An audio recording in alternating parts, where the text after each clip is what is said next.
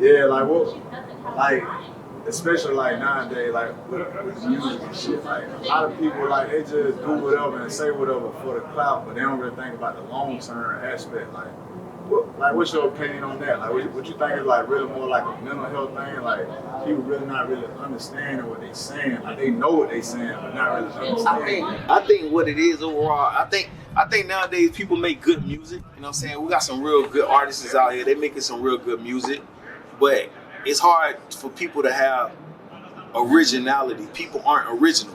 You see what I'm saying? Because whatever they see, whatever formula they see winning, then they copy and try to,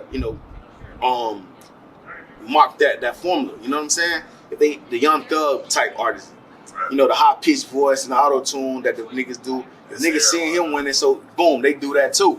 Back in the day when music was original, you had the Busta Rhymes type niggas. They doing their own thing. Jay-Z them doing their thing. Nas over here spitting the way he spit. Snoop Dogg them over here is doing what they doing. But nowadays, you know what I'm saying?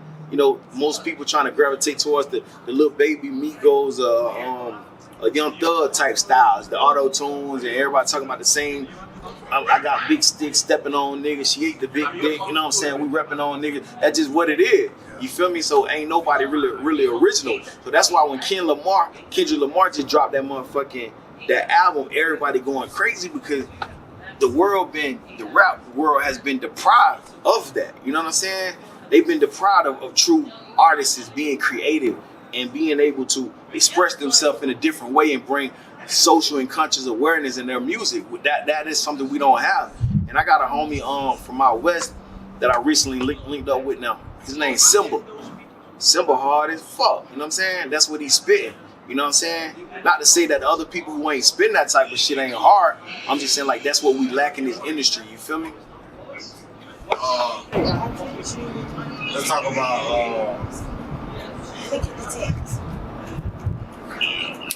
Cat. Hear that shit. Trap Elite. Let's get into Trap Elite, man. You kind of mentioned Trap Elite a little bit. You rocking the chain. Like, talk about how that came about. You know what I'm saying? The artist and how you represent. Oh, Trap Elite. It's a label I started. You know what I'm saying? When I got out, I was like, I want my own label. I want to be able to do. I want to be the boss of my own. And so that's a part of me. Want my own identity. Want to establish my own brand. So I started Trap Elite Music Group, and shortly afterwards, I linked up with Ralo, so we merged our companies together. So now, we call it Trap Elite Famgoon. And so, we got artists that, you know what I'm saying, like we sign artists and we just basically, we on the grind, we slowly grind our way to the top and trying to cultivate, develop these artists in order to, you know what I'm saying, bring out their greatest artistry potential, you feel me? Let's talk about how you and Ralo ended up connecting and shit. And, basically how that situation came about, like, with the artists and shit. Like, how particularly, like, it came about. Me and Ralo connected based on a vessel of a blessing. I just utilized that terminology. But, we linked up and, we both Muslims. We both got the incarceration as a common thread in our history. We both young entrepreneurs, young bosses, if you want to utilize that term. We got like minds. We just love each other, man. To be real, we got a whole lot of love for each other. We got all kind of ideas we could put together. We communicate. We talk. We just brothers all the way around the board. And he gave me a platform. After seeing that I got out of prison, and he opened the doors.